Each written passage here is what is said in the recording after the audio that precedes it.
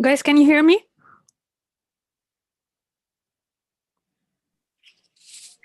Yes, doctor, we can hear you. Okay.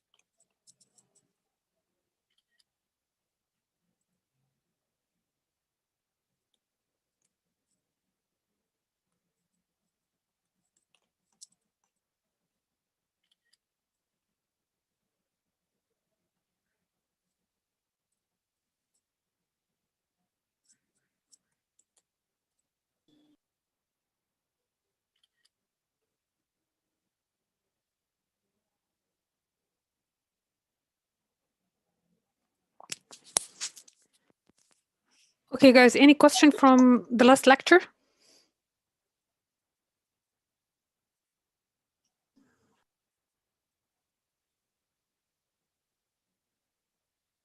Okay, so let's continue. So we were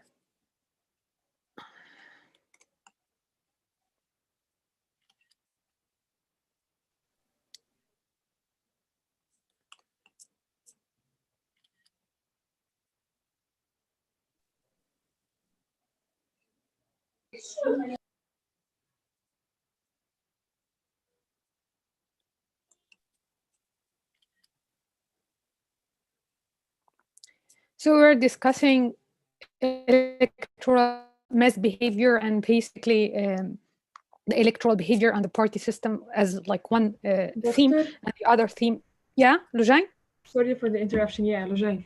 Yeah. Doctor, I think this is a request of almost all of our major that Yeah. the term paper, if it can be in groups or the questions could be a bit easier, because the midterm exam had actually consumed all our energy because we don't actually get the question, and it stood only for 5 grades, and we are very afraid of how hard the questions will be when they stood for 20 grades.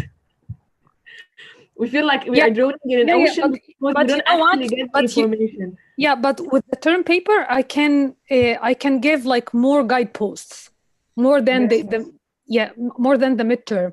But for the midterm exam, the question actually, I just want to train you, because I'm not sure if we will have like the final exam as like take home an open book, and this is like the type of questions for open book exams.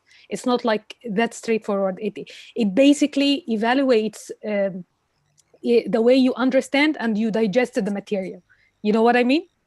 Doctor. I get it. But here, the whole idea, it's not about getting the material or not. We actually don't understand.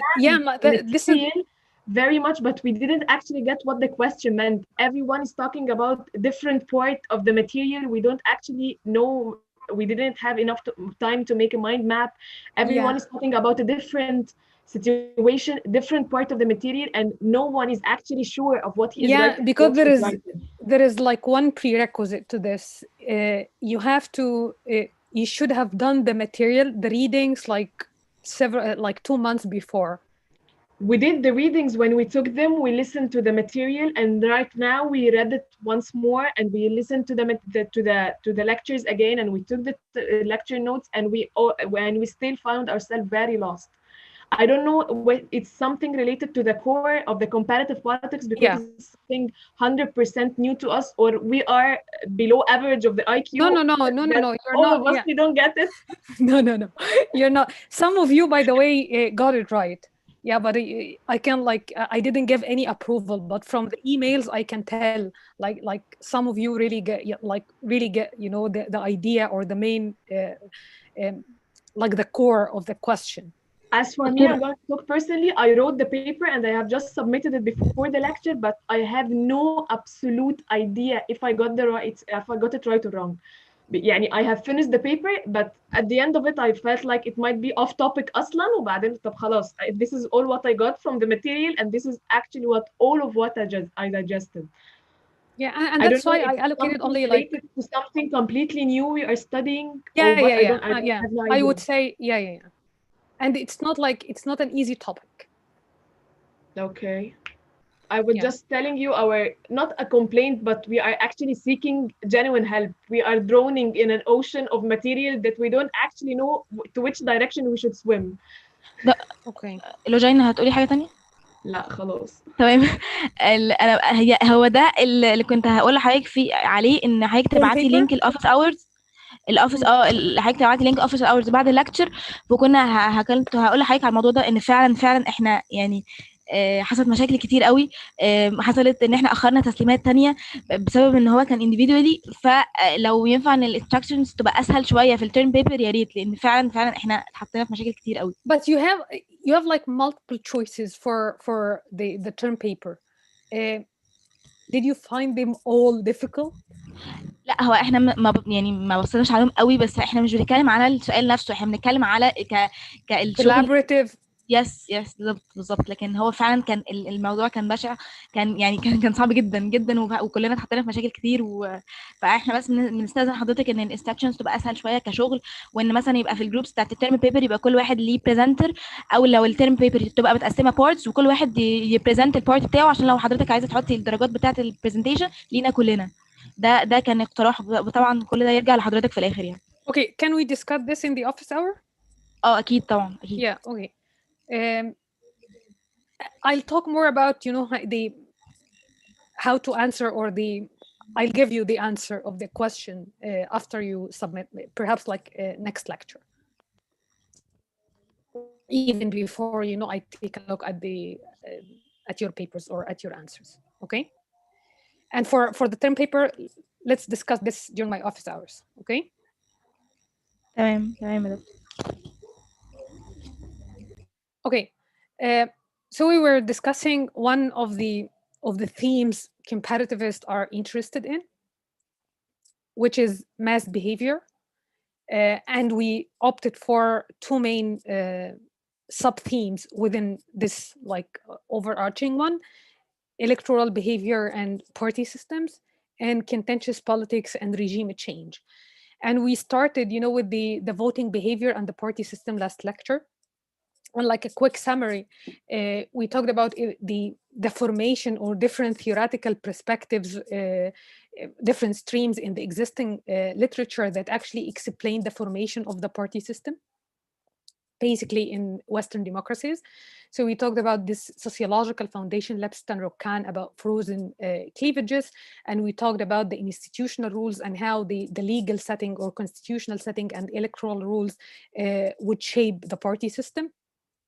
The majoritarian or proportional representation would have an effect on the numbers of the parties that actually operate in the existing in a particular system. And we talked about voters' preferences, why people would vote for this party or that party. As we talked about, this kind of the median voter theorem and directional one, how the preferences of the voters are being shaped, fixed or exogenous to the competition, or in the process of the partisan competition. But comparativists noticed or observed, the instability of particular parties that actually collapsed or broke down with the emergence of the new parties, or voters got detached from the existing political establishment or the existing traditional parties in Western democracies. with lower turnouts or party system fractionalization. So they are always interested in some issues like political or social phenomenon, and they need to examine this. So the existing studies about the formation and voters' preferences didn't help them answer this question. Why some political parties or some party labels actually disappeared, and while others managed to stabilize or to adapt to the changing circumstances.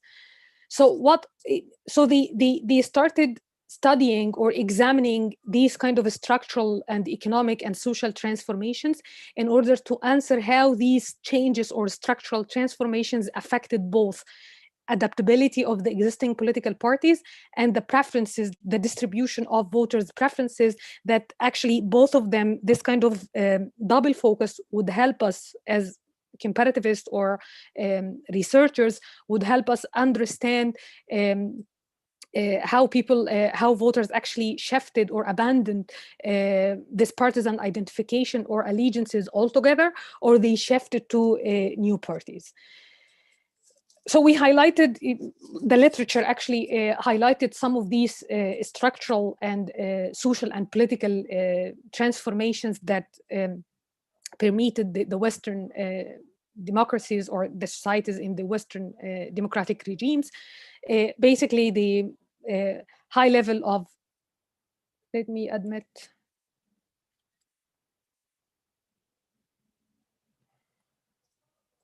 increasing or high level of education. So this actually enabled our voters to get access to be kind of much more sophisticated while making up their minds regarding political decisions, voting for particular candidates or going for another political party. So these kind of high level of high level of education and that actually affected, the social mobility and eroded, the traditional basis of class voting. This is like one factor that led to shift in voters' preferences and the different distribution led to like the change in the distribution of voters' preferences. And another important factor that affected the adaptability and the policy position of the political parties is the change in the technological advancement or marketing strategy. So before, political parties, in order to collect or to maximize their votes in order to reach power, so they had to establish, as I mentioned, extensive network in different local areas, to establish different organizational branches and to establish this complicated organizational structure in order to attract voters, in order to campaign on their platforms and to get their message across different electoral constituencies. With these kind of having access to different electronic platforms or making use of these marketization strategies and different technological advancements.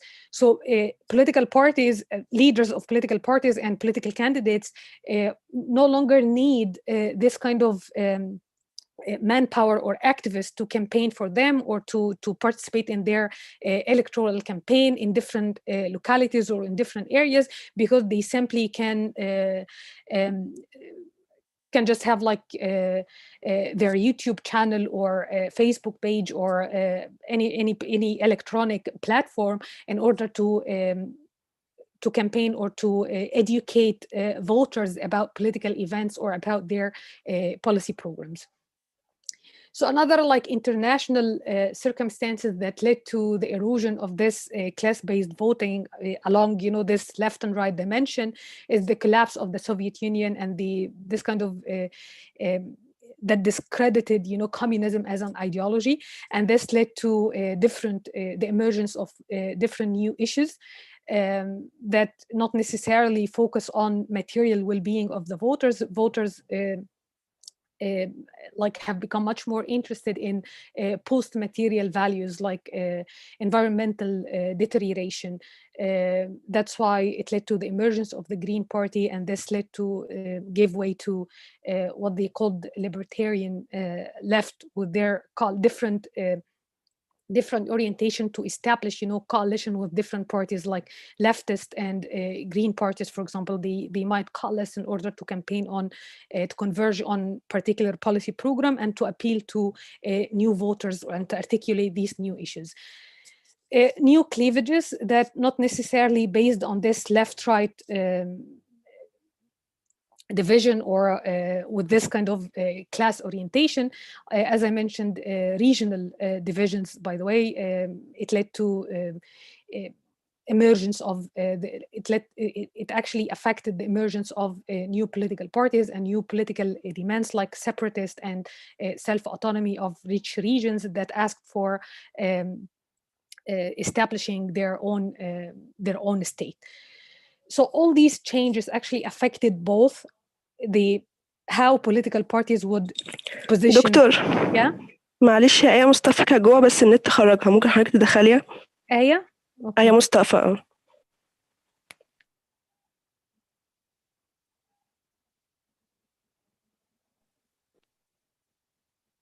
Okay. So there is a question comparativists they need to answer, and there are like so many topics, so many themes and sub-themes, and that's why these like thematic topics give rise to different theoretical perspectives to bear on or to examine and to offer, answers to these different or multiple topics. In this topic, different studies, tackle this from different perspectives, but with this kind of double focus on political parties and voters in order to understand voting behavior. So you need to know both why voters actually would cast a ballot for political candidates or for this political party or that political party. And on the other hand, you need to examine why political parties would position themselves here, not there. So that's why like new stream in the literature, they try to explain or investigate these changes and how these changes affected voting behavior by having this kind of dual focus on political parties, positions of political parties, and voters' preferences. And they actually came up with this with these concepts. I'm not sure if you can.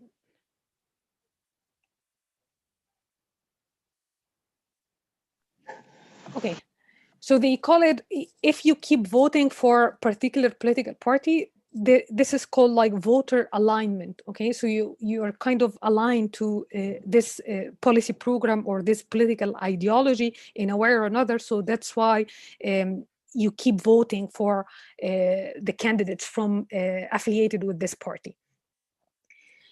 In order to explain, like you might be like you just if you broke or you got detached from your political party that you're accustomed or you're used to vote for, so you can just refrain from voting, you abstain, and this would lead to like the decline in the voter turnout, the participation in the elections. Or the political parties would witness kind of decline in the size of the membership. So people no longer, so the party is no longer appealing to new constituents or new citizens. So that's why people, they don't have any kind of membership in these political parties. And again, with the rise of the new issues, this led to the distribution of the policy preferences of voters. This would lead to like two different processes. You either de-align, or this would lead to like de-alignment with the existing political parties, or realignment with new political parties. So starting with de-alignment, this actually refers to change in Sharif. Dr. Saif Hussam has an internet connection problem and wants to rejoin. Okay.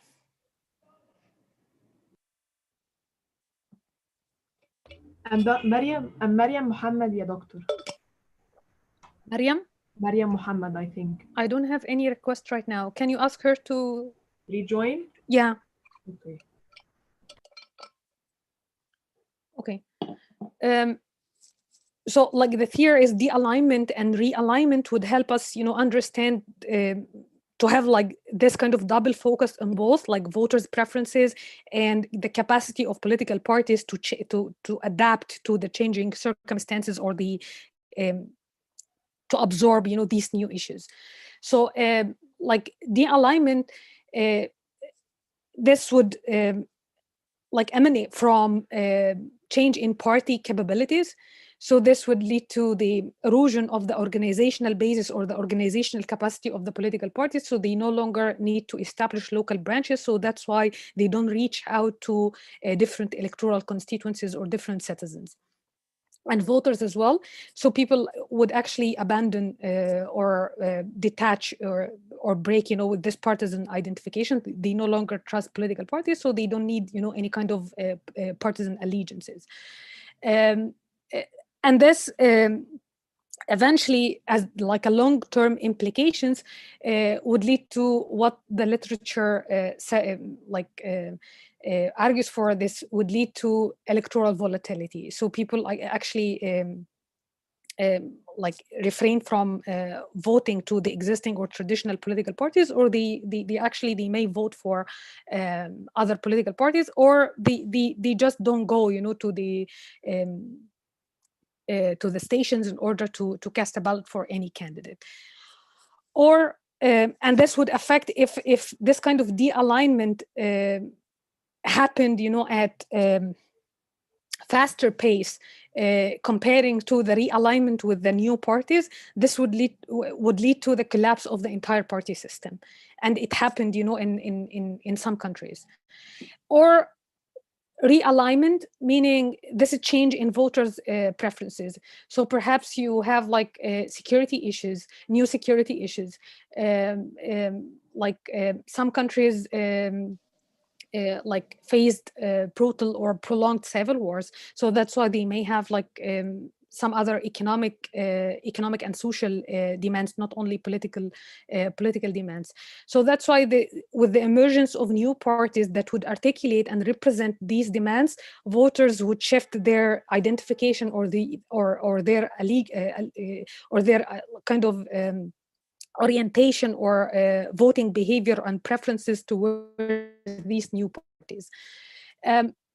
So with this kind of if the existing political parties are no longer able to articulate these new issues or to represent these new demands, and the entrance of or the entry of the new parties to the electoral contestation or the electoral landscape, this would establish new political links with the new parties, and eventually would realign the voters to the new parties and stabilize the entire party system. As I mentioned, the need. This is like a brief introduction to the statistical analysis or statistical methods, but you don't need to memorize anything or to know the rationale behind this. But I just need to expose you to this. As I mentioned, they have like a puzzling issue, which is a decline or shift in voters' preferences or the adaptability, and some parties managed to adapt and others actually failed to adapt. So they had this kind of puzzling issue, and then they started to collect information or to marshal evidence in order to have like theoretical framework or to have a theory that helps that actually helps them answer this question, which is the theory of de-alignment and realignment. And they need tool that would examine, this causality or the correlation between the variables. After you finish your introduction to applied statistics, I think next semester, I think you will get, you will have like introduction to regression analysis. So they need tools, as I mentioned. So a statistical or regression analysis would serve as a methodological tool that actually help them answer the question, or increase, the validity of their answer. So of the theory, the articulated. So actually here, the emergence of new parties, and you see the second column, guys, like the percentage of the vote to particular parties, and they gathered, information over a long period of time from the 60s through the 90s, and then they tried to explain to what extent the entry of the new parties to the electoral arena, or the electoral volatility, like the shift in voting behavior of electorates, and the refrain from participating, like last year, or the last election, the participation in the last elections, how this would affect the percentage, the vote share of the traditional political parties, and how some sort of electoral changes would affect, the share of the votes traditional parties would get.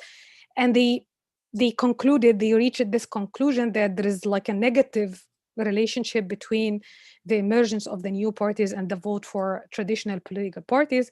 And again, the electoral volatility and the low turnout would have like long-term implications for the vote share of the traditional political parties.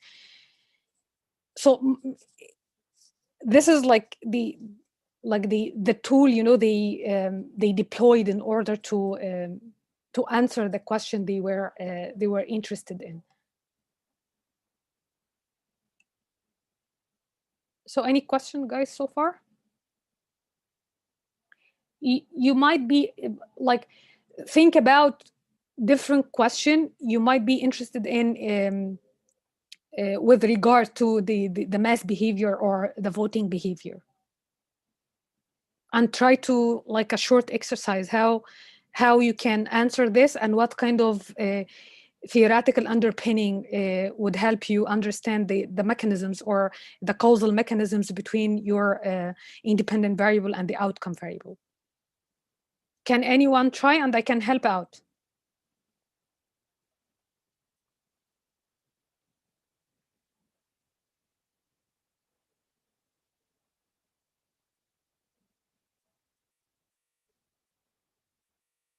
Like any issue, any like problematic or puzzling issue you may like think about.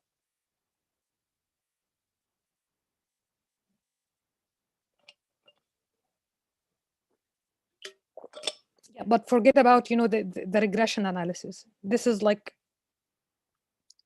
theory, and the question is this voter party nexus, why people would shift, their allegiances.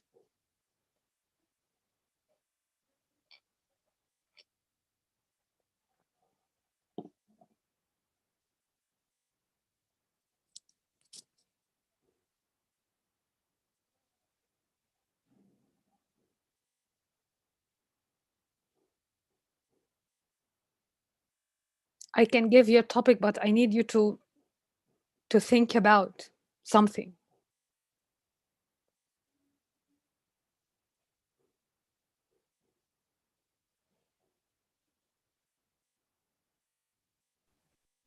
Doctor, I have an example. Yeah.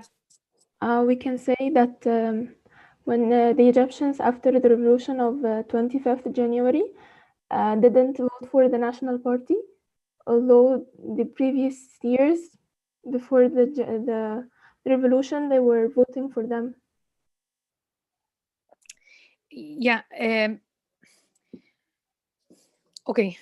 The thing is, when you have a question, it has to resonate with the fact, because after the uprisings, actually the NDP actually collapsed entirely. So it did not exist.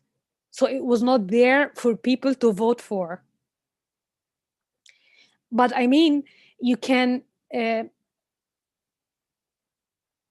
a question regarding whether or not, like previous independents or members of this party, if they ran for parliamentary elections, why people actually refrain from voting for previous or old regime incumbents. So you see the difference? Yes, Doctor. Yeah. So it has to have like, you know, some it has to relate to some facts. It has to have like to echo, you know, with some realistic facts or with the reality. So okay, so if people like after like people like revolted or organized, you know, this contentious behavior, and we're getting to this shortly, why people actually why people refrain from like or detach from previous NDP's members in the first parliamentary elections, and they opted for voting for newcomers. Okay, so you need, this is like the question, you need to understand the voting behavior in the parliamentary elections that followed the uprisings. So what kind of theoretical tool, or perhaps like to put it precisely, what was puzzling or surprising, like the voting for the Salafis, like they like unknown before politically, why they got like 25% of the seats. This would be like quite puzzling. So why people like voted for these kind of newcomers, you know, to the political landscape. So you need to understand the voting behavior for people who voted for this ultra, you know, conservative party, in Noor party. So what kind of theory or theoretical foundation that can help you understand this? By theoretical foundation, so try to think about like independent variable that help you understand this voting behavior to a conservative sector or conservative players or actors. Yeah, try Can to the get. rational theory help in this case? In what sense? As people يعني try to vote for a new party that they didn't try before, and they already had tried the national party and يعني it failed their dreams أو كده. Okay, but they had like other like revolutionary forces, like Social Democratic Party or the coalition of 25th of January. So why people actually voted for the Brotherhood and the Salafis? They together got like 70% of the seats.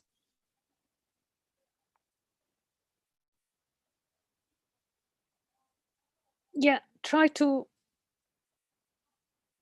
think about an independent variable.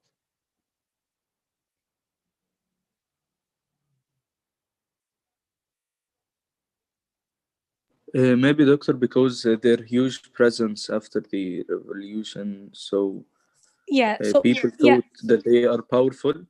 So organizationally, they are like they used to be like they used to be like the most, or they have like their own networks or organizational capacity. So that's why they managed to draw on during the elections and to mobilize, you know, different electoral constituents in order to vote for them. So unlike other people, so you have like this kind of resource mobilization, like organizational resources that would help you understand like the performance of the Islamist parties in these elections. And you need tools to examine whether really like this organizational capacity help them to perform well in these elections. So what kind of tools?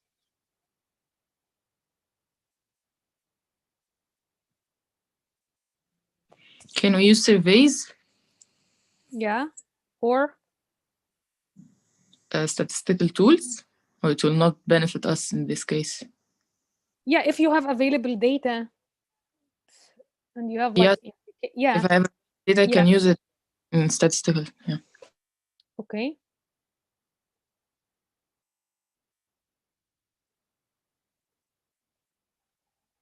Like membership, the the size of their, like the membership size of these organizations, if we have data to do that.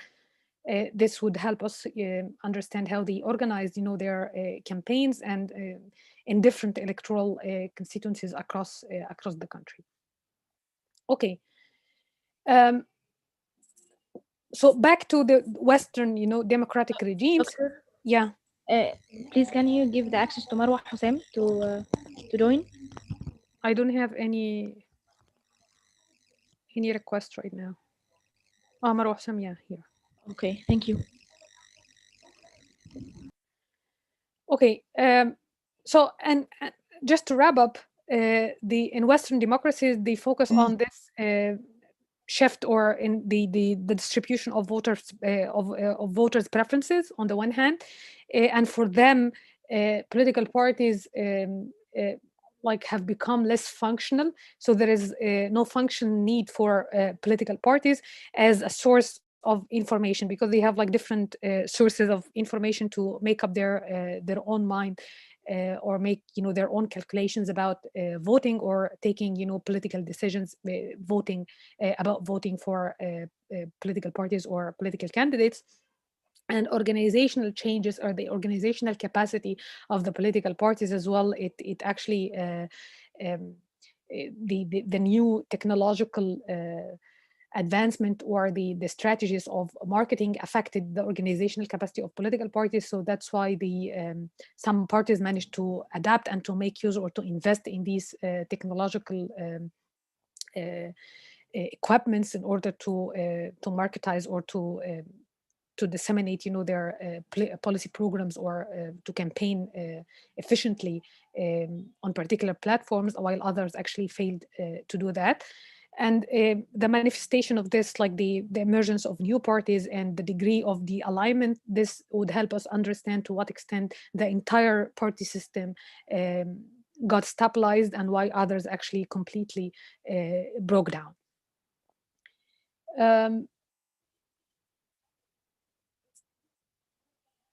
So I give this summary in the beginning of the literature. So they mainly focus on Western Europe and the United States. And basically this theoretical or conceptual framework of alignment, realignment, and de-alignment came from the voting behavior in the United States, and why people actually over a long period of time, like they broke it down into like the 50s and 70s, and perhaps after Trump, it would be like a new time period that is worthy kind of a deeper examination. So the focus in like Western democracies, or well-established democratic regimes, and this kind of structural transformation, economic and social, that led to the erosion, or the elimination of this class-based voting, different sources of information, basically from the media and the internet, or the electronic platforms, decreased the need to for political parties as a source of information, or as a cue givers for voters.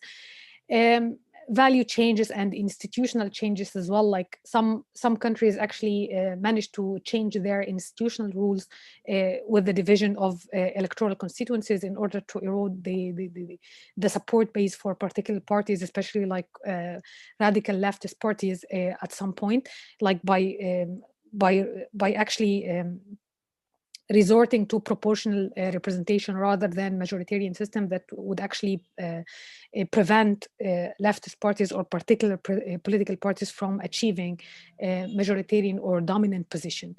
And the degree of the adaptability and the policy position, if political parties manage to adapt by repositioning themselves on the policy space in order to attract new voters. So they managed to attract newcomers, or to represent new voters, like the Democratic Party in the United States, for example, how they shifted a little bit to the left a little bit, in order to attract some voters, or to politicize some segments in society, in order to tip the balance against the Republicans.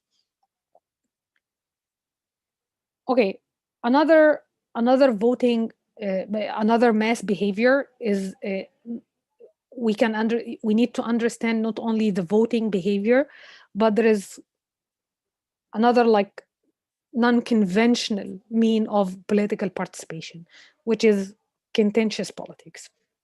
So you have here from the photo on your right-hand side, this is like the Sandinistas when they managed to overthrow when they managed, I'm getting to this shortly, when they managed actually to revolt against the existing political regime, and they managed to overthrow the existing political regime, and people celebrated the success of their insurgency groups. And then you have here Khomeini in Iran and the Islamic revolution in Iran that actually put an end to the Shah regime and brought like totally new political regime with a new religious foundation. Student movement or gathering in Tiananmen Square in China that ended up with the Communist Party massacring students and clearing the square of the protesters. And if you're interested in 25th of January uprisings, or what we used to call in Arabic thawra or revolution. So these are like examples of contentious politics with totally different outcomes or different trajectories. Some insurgencies or rebellious groups managed to overthrow the existing regime and to take over power and to establish like entirely new political regime, while others managed to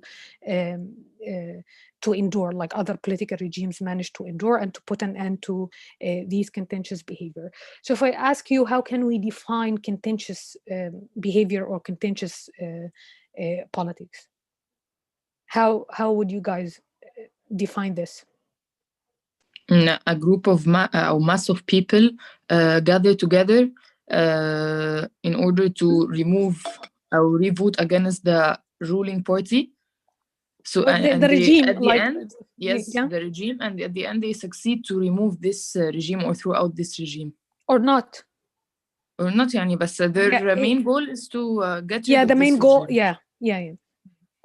It's basically how to articulate your demands through non-institutional channels. So you don't use like existing institutionalized channels by reaching out to MP, like member of parliament, to push for or to press your claims or your demands. People actually resort to these kind of unconventional or contentious means, meaning the riots, demonstrations, like armed conflict in the case of the Sandinista, in order to sustain their claims and to gather more people in support of their cause or their demands. And then it depends with different varied outcomes. Some would manage to change the alliance structure or the political alignment in the existing regimes, while others actually fail to do that. So what would be puzzling about contentious behavior, guys? So from these like cases, what kind of questions would bow up to your mind?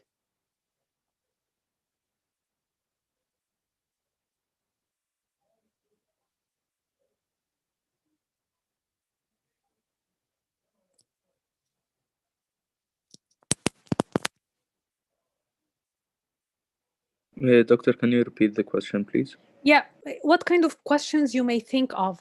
What can we study in this like theme, like broader one, like contentious politics? Try to think about different questions from the definition and from like these different political outcomes.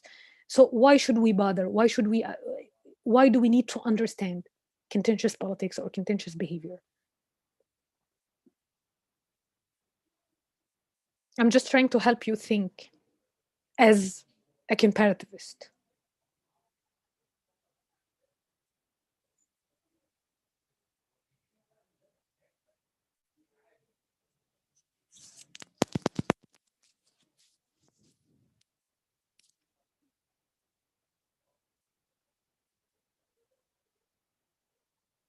Yeah.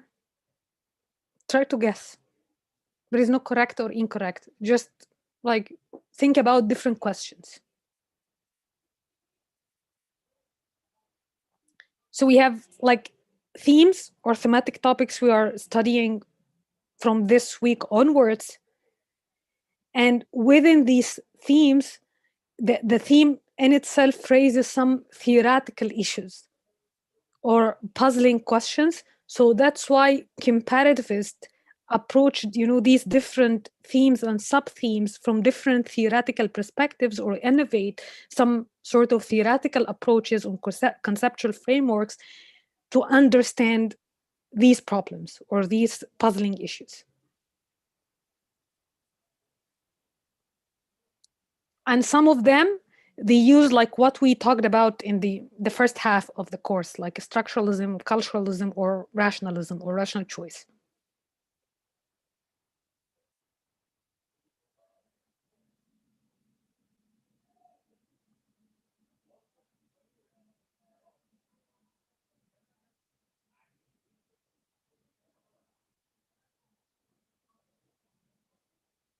For example, who are these people and why they appeared suddenly? Okay, so you need to understand the conditions under which these contenders managed to get together in order to articulate their demands. Yeah, very good. So what kind of other questions you may think of? So you hear like you're like, we are on the same page. I just want to make sure that you guys understand why comparativist, why we study theories of comparative politics, because we have like multiple issues, puzzling issues, and as researchers you need to understand these issues. And in order to understand and to answer the questions, you need theoretical approaches and you need methodological tools that help you understand how X causes Y, if you're behavioralist or post-behavioralist, or even like to give you kind of interpretation and to produce, narrative about from cultural perspective, like how agency would assign meaning to the existing political and social orders. But it depends on the question you ask and the puzzle you need to answer or you need to solve. So here, if you need to understand the conditions under which these people took to the streets in order to press, their or to articulate their grievances and to pressure the governments in order to respond to, or to offer concessions and to respond to their demands. This would be like an interesting puzzling question or puzzling issue. So what kind of issues you can think of?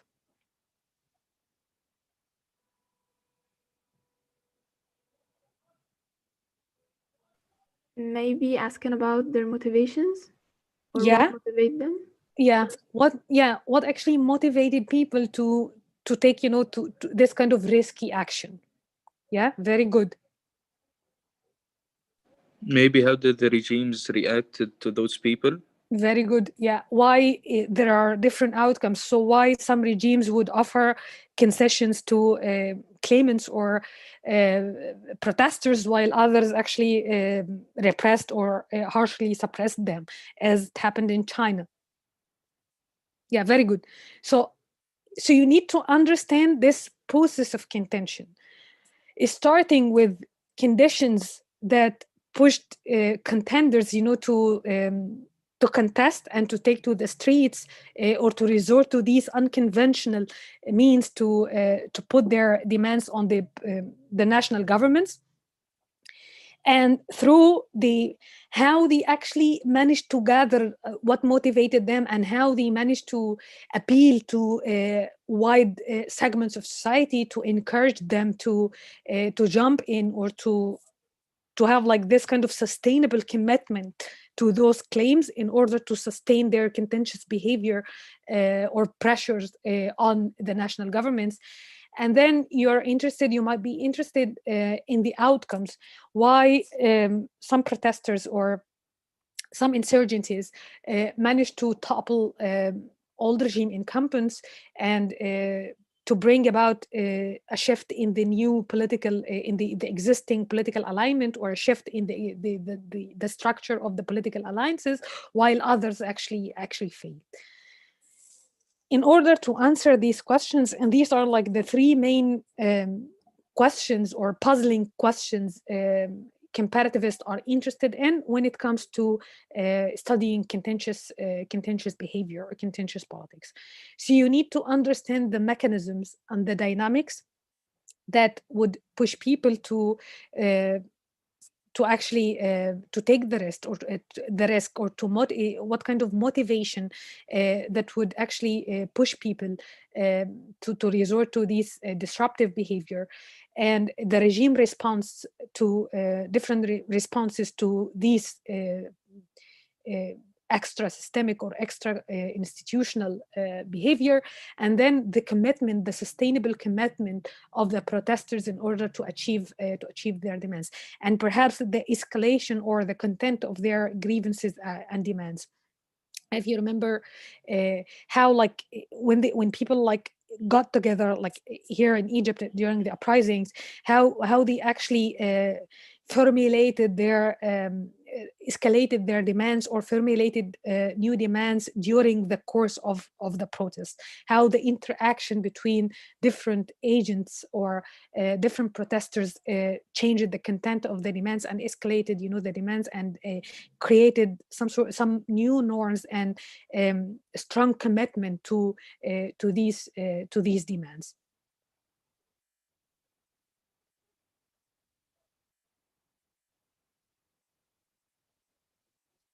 So in order to answer these puzzling questions, some theoretical approaches within like comparative politics or comparativists that are interested in this theme of mass behavior or contentious mass behavior, so they adopted different theoretical from the theories we learned about in the first half of the course.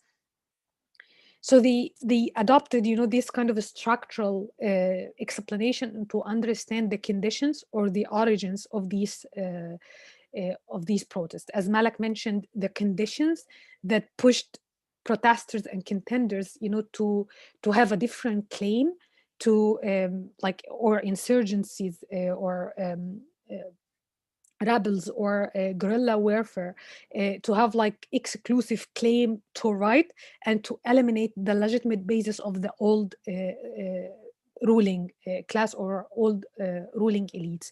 So you need to understand the structural conditions or the origins that gave way to these uprisings. In Egypt, you may think of like corruption, this kind of exclusion, political exclusion. You may think of these kind of structural causes, or perhaps structurally how people like got inspired by Tunisian uprising. So you may think of like the triggering event, or the origins, the conditions that give the structural origin of these uprisings, in order to understand the conditions that actually enabled these contentious actions to emerge or to surface. Or you might be interested in the motivations or the incentives that pushed people to take this risky behavior or risky action. With the rationality, you may think of like, what people like feel this is like an existing stream in the literature coming from this collective action problem. Resource mobilization theory. McCarthy and Zald actually mentioned something about how like organizations or some sort of networks would offer protesters, or would offer claimants some sort of personal resources like leadership or effective communicative system, with the leadership would direct them where to take action and where to stop, or to have like this sort of inaction, what kind of commitment you can make in order to push for your demands, and how you can how you can get credibly committed, you know, to these actions. So you need like organizational structure with leadership, with some sort of effective, you know, communication system, with like extensive networks that would connect different sites like in Cairo, Alexandria, or in Upper Egypt. So you need like some sort of organizational basis that would hinge on the capacity of the protesters in order to commit, or in order to take the action firstly and to commit to this cause. Or you might be interested in this cultural, like you tackle this or you approach, you know, these contentious events from cultural perspective. So you may you need to understand what kind of meaning, what kind of signification processes agents actually came up with during these contentious interactions. As I mentioned, how people actually started out with like some basic demands regarding economic well-being, how they actually articulate grievances against police repression, or like how to actually introduce some sort of political reform without toppling or overthrowing the entire regime, and how in the process of during the course of the protest, they actually escalated their demands to the people want to overthrow the regime. So you need to understand this signification processes and how people assign meaning during this course in order to escalate their demands, and how these kind of interactions give way to some collective attributes that enable them to sustain their contentious behavior throughout the 18 days in Tahrir Square. So you may approach these like contentious issues or these puzzling problems differently from different theoretical approaches or different theoretical perspectives, but it all depends on the question you pose. If you need to understand the conditions, so perhaps like the structural approach would help you understand this. If you need to focus only or exclusively on agency, so perhaps like cultural theory would help you understand this. But with in your assigned readings, Telly, Taro, and McAdam actually offered like a new synthesis. They offered like this process-based approach. They claimed that neither like a structural approach or a structural theory nor cultural theory would help us understand, you know, fully or thoroughly the process of contentious behavior. If you focus on the origins or the meaning, you may gloss over the process or the processes by which some like protesters amplify their or escalate their actions, or they attract, you know, different potential adherents in order to join in and to commit to their cause. So perhaps like this, and why you may as well pass over the regime reaction, how like this would why some political regimes actually conceded and they offered some political concessions, while others actually repressed the protesters, and how during the process, how the size of the process or the continuity or the intensity of the contentious behavior affected the repressive capacity of the regime. So here they offered the like three main, like this process based actually investigated three main dynamics. First of all, like the availability of voters or existing, you know, political voters in the existing political alignment, how like these kind of contentious behavior or protest would lead to elite factions and would enable like some of the existing some elements in the existing ruling elites would defect in order to align themselves with the protesters and eventually enabled, you know, the particular outcome. And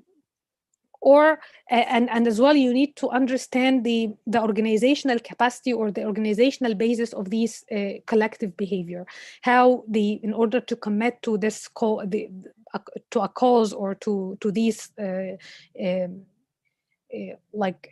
different demands or contentious and disruptive behavior. So they need some organizational basis that would enable them sustain their contentious behavior. And when the process actually unfolded, so you need to understand as well how protesters perceived with these kind of rules and political alignments. They call it political opportunity structure. With elite defection or some sort of elite fractionalization, it offered, some allies to political opposition and social opposition. So how actors would perceive how, for example, when the SCAF entered, the political dynamics, how protesters perceived this as an opportunity, and then they started, cheering the army, and they started chanting. The army and the people are one hand. So how people actually perceived these kind of political opportunity structures and developed new way of understanding and realization. In other contentious actions like the Islamic Revolution in Iran, ideology played important part, like Shi'ism, and how they actually tapped, or how they actually capitalized or invested in this kind of ideological and cultural repertoire in order to organize masses around their revolutionary behavior. So you need to understand structurally what kind of elite alignment or political what kind of changes in the existing alliance structure and political alignment, and the signification processes from the agency part, or from this perspective of the agents involved in the contentious behavior, and perhaps the rationality or the organizational basis of this that offered what they call political brokerage, to them, to offer them commands and directions, and to lead them through the contentious processes, and to develop new way of understanding and new norms. And they applied these three mechanisms in order to understand how Sandinistas, or the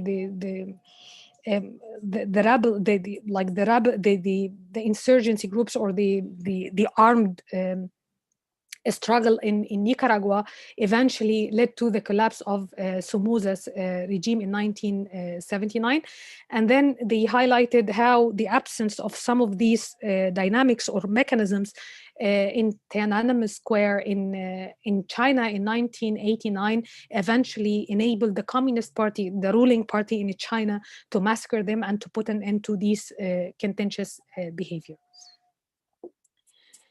So starting with Sandinista revolution, in order to understand, so what a general overview, some insurgency groups and armed groups, actually they believed in these armed struggles. They emerged from traditional leftist forces, leftist parties, and students, and communists and anarchists. So they started, to mobilize masses and to organize armed struggle against the existing regime. So what was the triggering one? So they had this resentful feelings towards economic exploitation, and the heavy presence or existence of the US in the existing regime. So they developed this nationalist and anti-imperialist feelings in order to mobilize masses against Somoza, the traditional family there. And what happened, they were totally the reckless response to earthquake there in the capital, Managua. So the regime actually reckless response triggered, or tapped into these kind of accumulated resentful or outrageous feelings toward the existing political regime. And what added to this was some economic hardship and deterioration. The ruling elites had to compromise some of the economic interest of the powerful classes. So now they have some opposition from traditional leftist forces. They faced this armed groups. the regime's the capacity of the existing regime to economically respond to some economic to physically respond to some economic crisis has been deteriorating over time, and it actually obliged them to offend the existing or the prominent economic elites there. So the authors tried to unravel, the mechanisms by which how the process actually unfolded in Nicaragua that enabled eventually the Sandinistas National Liberation Front in order to oust or to overthrow Somoza's family. So structurally, they focused on this triggering event of the earthquake, and then how the deterioration or the economic conditions led to internal fractions or internal divisions within the ruling circle. And then they turned the focus to these kind of grievances and claim-making processes, and how the discourse, the Sandinistas' discourse or the organizational capacities enabled them to sustain their guerrilla warfare or insurgencies in order to humiliate or to embarrass Somoza's regime. And then related to the structural point, they talked about, the outcome, the repressive capacity of the regime, how the regime actually got decertified basically from international actors and from the existing, not only from the existing ruling circle that defected and actually started to openly oppose them, but also from some international players or some international forces, regional and international forces, basically the United States. So the political opportunity structure emerged from the opposition from industrialists and commercial elites, that they used to be one essential element in the coalition, in the Somoza's ruling coalition. So they started to vocalize, and the Catholic hierarchy as well, as a conservative like players. So they started to oppose openly the regime's economic policies, and they started to defect from the ruling coalition. So the two opposing, the main business association, COSIP and INDE, like the Superior Council for Private Enterprises and the Nicaraguan Institute of Development, they actually started to adopt different policy positions that would align, that pushed them to align themselves later before the revolution in the late 70s, to align themselves to the Sandinistas. So they started to adopt, the same claims of what they call like dispossessed, and they started to oppose the economic policies of the existing regime that actually negatively the living conditions of the white masses. But the triggering or the breaking point happened when one of the conservative, Pedro Chamorro, is like the editor of one famous newspaper or magazine called La Prensa, got assassinated, and the murder of him led to wide dissatisfaction amongst the business associations and business groups, because they felt that no one would feel safe under Somoza's regime. So they started, to take part in contentious practices in existing strikes and protest in order to discredit or to delegitimize the Somoza's family or the Somoza's regime. With the assassination, actually, his son or the family got involved actually in the process. So that's why it triggered, this kind of anger from the business association or business groups. And then you need to understand how the process actually unfolded.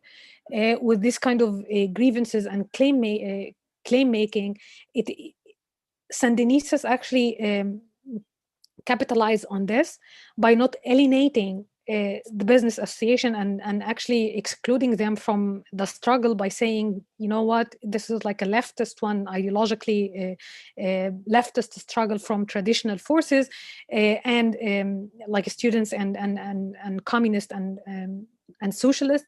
in order to and not to include business association. But the discourse actually they adopted, it helped them to get their message, or to penetrate the society, and to attract different elements, including conservative elements in Nicaragua. And they, like, parallel to this, the discourse of anti-imperialism, how to have like the right or claim to more just or equitable social order, how to capitalize on the existing progressive factions in the church, in order to attract some religious elements, to not to alienate these religious figures from the entire struggle. So they actually broaden their support base, and they had like this kind of unified discourse in order to attract different supporters. And meanwhile, they sustained their armed conflict, and they actually launched like raids on one of the most famous one was on one official gathering that actually embarrassed Somoza family by they taking some hostages from diplomats and politicians, and the masses actually cheered this and did support the Sandinistas behavior that actually embarrassed and discredited Somoza's regime. So in response, the regime actually had to impose like emergency to declare like the emergency law, or to impose martial law and state of siege, like for roughly 2.5 years, and this led to like harsh crackdown and brutal suppression of the opposition. And this led to like the regime actually celebrated these kind of atrocities that actually triggered and fed into the existing anger and the existing resentful feelings in the society. And with the murder of Chamorro, this actually led to the triggered this kind of anger feelings that escalated the insurgency activities and increased the support base for Sandinistas. And here you have like this quotation after the assassination of one of the business figures, that the bourgeoisie in Nicaragua, now like the conservative families, they didn't believe, or they didn't feel safe under Somoza's regime. So that's why they joined the insurgency. They supported, the insurgency, and in a way or another, they took part in some of the contentious actions. Before actually they did flee, or they fled the country, and then he invited them. Somoza actually invited them to have like a kind of dialogue after, in order to appease the United States later. Related to this, the repressive and the coercive capacity of the regime, it actually got eroded or undermined with what they call decertification or invalidation of the incumbent elites. So for any regime to endure or to perpetuate, its power, or to sustain, its legitimate position in the face of rising protest or contentious actions, so they need to keep the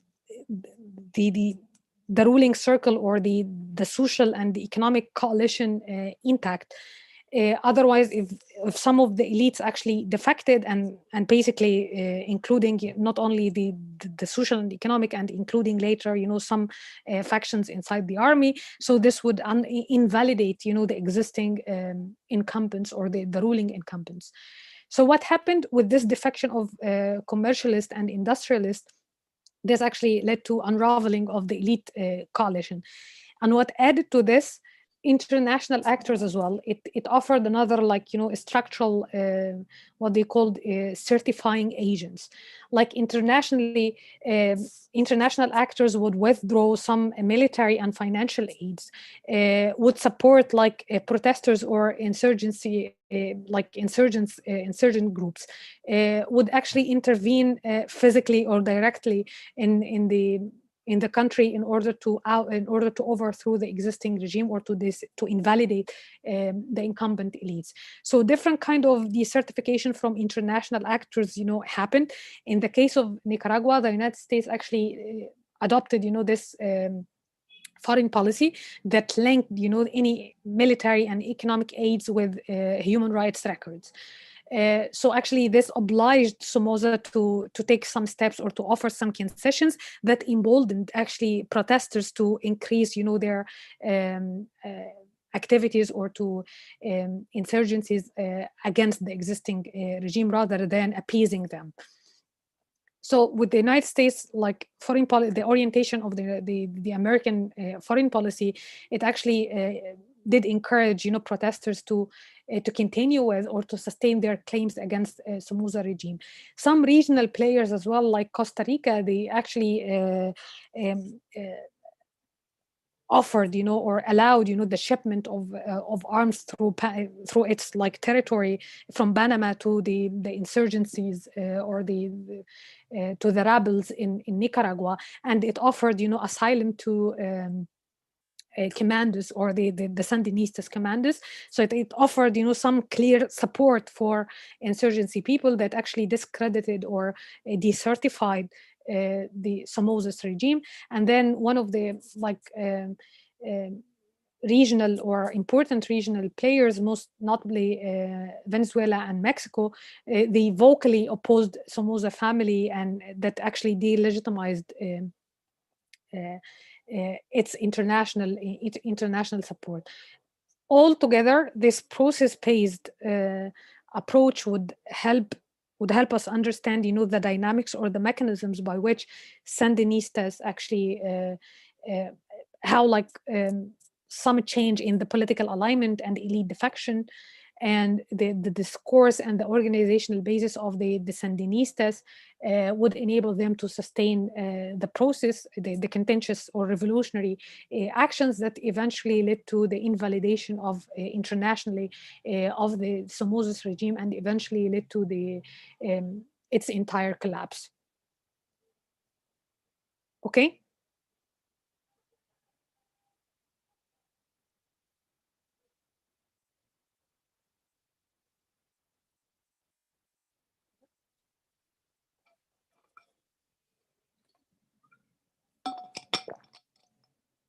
What happened in China at Tiananmen Square, it was totally different. So the absence of this kind of a change in the elite alignment, even like with the sustainability of the claims in the square or the students' demands over several months, it didn't lead to change or elite defection, and it didn't lead to decertification of the communist or the Communist Party in China.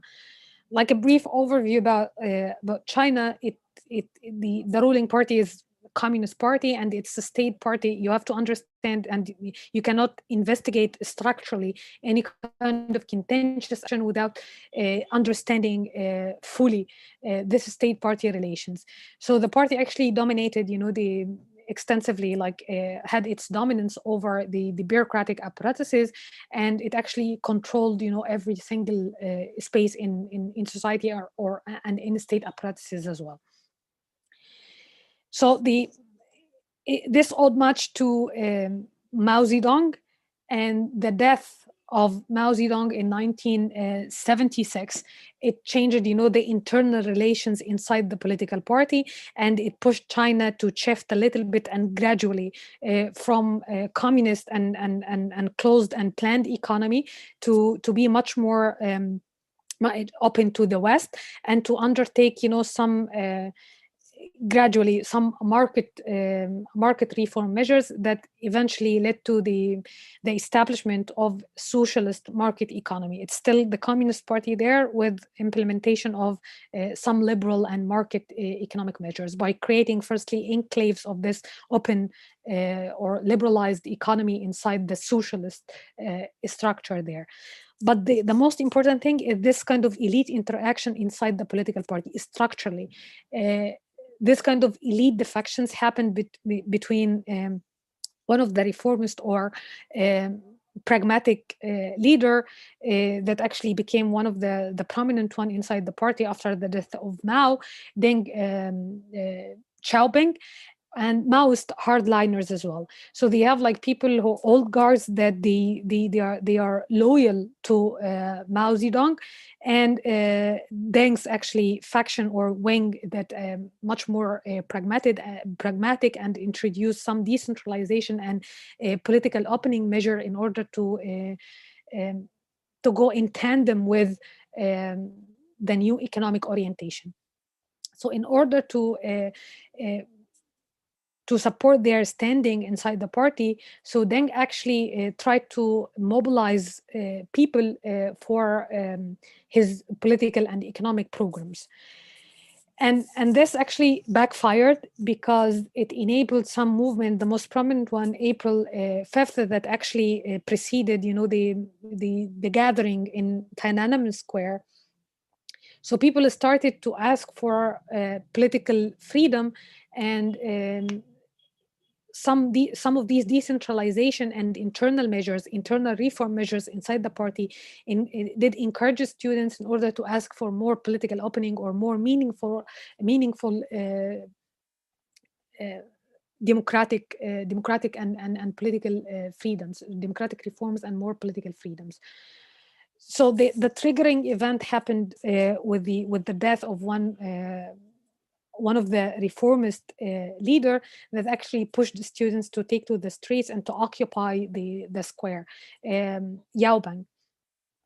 So, but again, after like these kind of the conditions was there structurally was there, that actually one of the important condition or triggering structural factor that actually pushed people to occupy the square was there, but you need to understand the dynamics that led to eventually to the massacre and clearing the square of the protesters. So when it comes to the political opportunity structure and the perception of the students or the protesters of these political opportunity structures, they got mixed messages from the Communist Party. Some reformist leaders implicitly or they tried to send signals that that he and tried to create like a faction or a wing inside the party to straddle this division between Maoist hardliners and opportunistic position or pragmatism of Deng Xiaoping. But he tried to do that by sending this kind of mixed messages to students in the square, by allowing like different newspapers to support in a way or another, or to admit the rights of the students to these claims or to these kind of political and democratic reforms. But actually that's why how students actually perhaps perceived this political opportunity as a signal that might lead to internal elite fractions or internal divisions within the Communist Party. But it didn't actually, or effectively, it didn't lead to any kind of decisive elite defection inside the Communist Party. But actually, this is the way how they perceive this, and they sustained there for a couple or 3 months.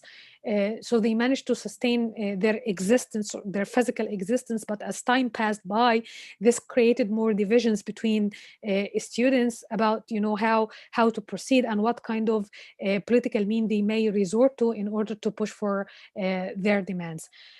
And eventually, as I mentioned, the Communist Party or the state managed to purge the square of them. And when it comes to the desertification process, it coincided with the during the period of the occupying the square.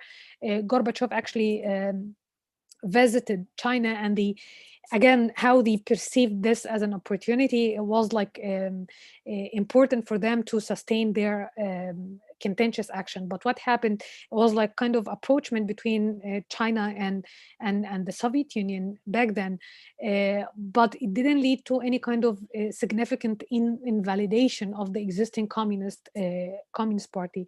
Some international media, tried to send different messages, but it didn't lead to significant sanctions for imposition of sanctions, for example, on the ruling elites. No kind of pressures on the Communist Party in order to respond to, or in order to open up the political regime and introduce meaningful political liberalization measures. So this actually it didn't trigger any kind of decertification internationally or structurally as well. So no elite defections inside, decisive elite defection inside the Communist Party on the one hand. International players on the other hand didn't decertify or invalidate the existing leadership inside the Communist Party, and the students' internal divisions between different leaders or student leaders that eventually enabled the state to put an end to this contentious action and to clear, as I mentioned, brutally crack down on the protesters and clear the square of the students or of the people.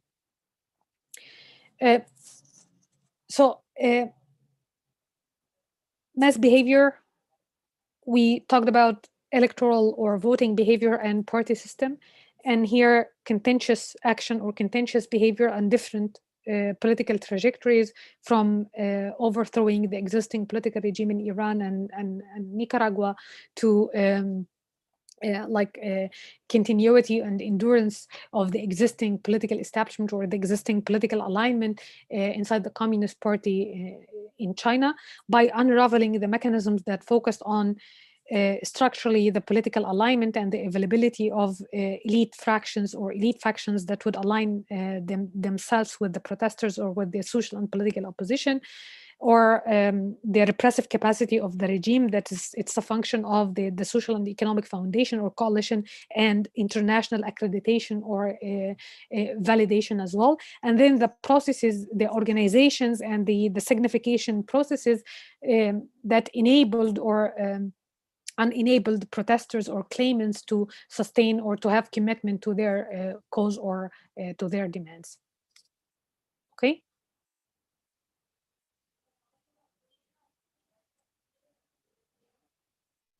Guys, any question? If I ask you quickly, or you can think about this as an exercise, how you can apply this to the uprisings of the 25th of January, or any kind of contentious action you can think of.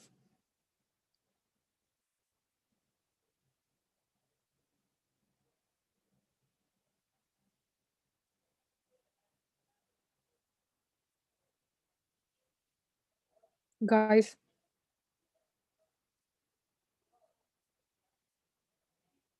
ايوه يا دكتور مع حضرتك. Yeah, I'm they are a group of people who felt that there is something wrong in the ruling regime, and they decided to they have demands. No, starting with the structural conditions, starting with the perhaps the triggering event or triggering condition. Yeah, go ahead, Malak. Again, yes, again, I didn't understand this. Starting from what?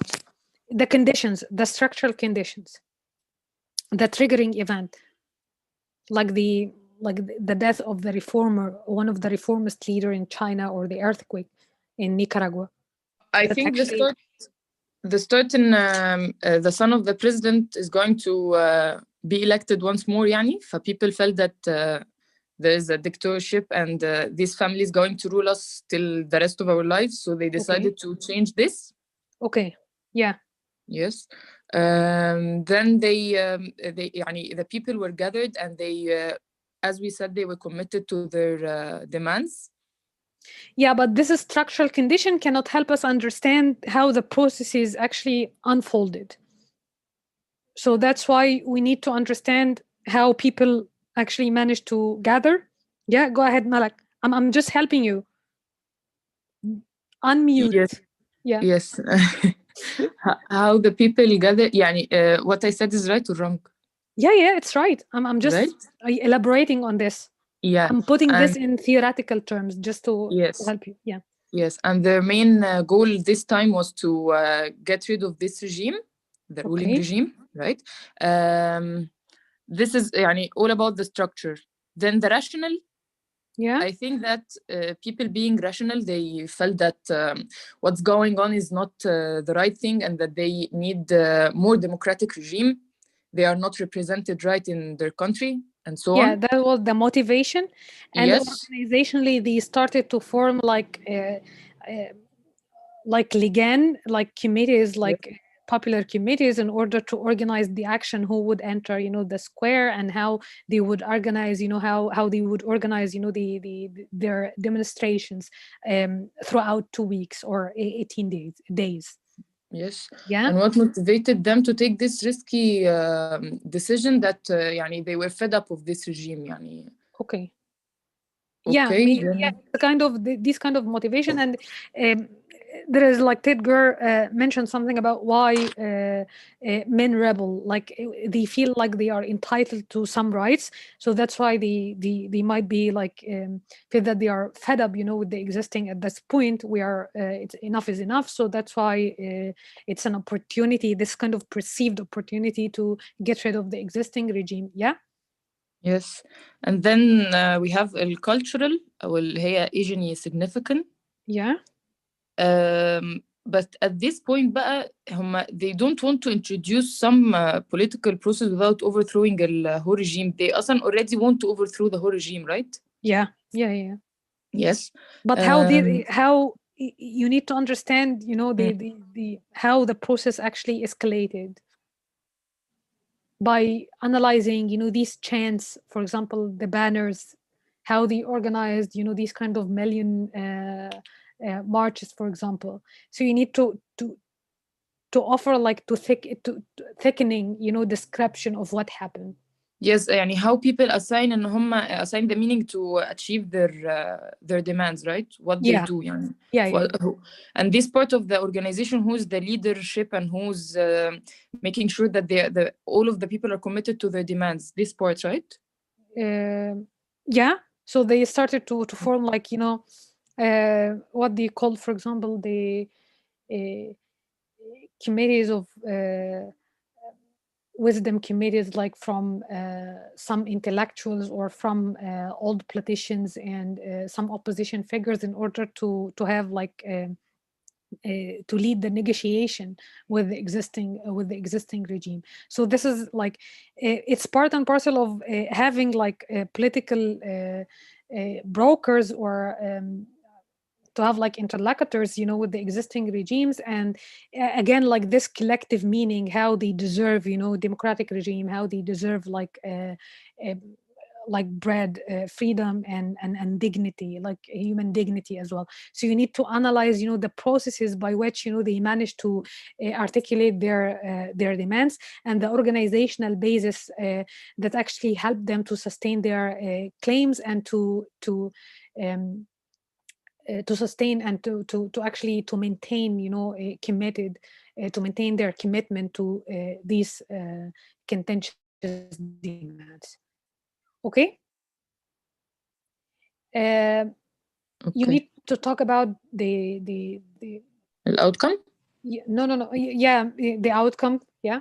The regime response. Kind of decertification, like, so you can analyze the SCAF position, and how they actually you analyze, their declarations, and how they actually in a way or another, they sent message that supported, the protesters, and that they were not willing, it was clear that they were not willing to crack down on them. So this actually emboldened, or did encourage, protesters to sustain their behavior. And then, like, you can analyze, the international media, and the position of different, regional forces, or the United States, in order to understand to what extent this invalidated, the NDP, or over the course, or during, the process, the contentious process, or during the 18 days in Tahrir Square. So you guys you need to talk to me regarding your term paper today. Yes, doctor, please، لو مش هنعطل حضرتك. Yeah, no, it's okay. Yeah, I'm just asking because I thought that you're still working on your midterm question, so that's why I just wanted to make sure that you still need to discuss this today. Okay, I'll send you a link like shortly. Like give me like 10 minutes. Okay. تمام يا دكتور. ميرسي قوي. Yeah. Okay, guys. Yeah. See you soon. Bye bye.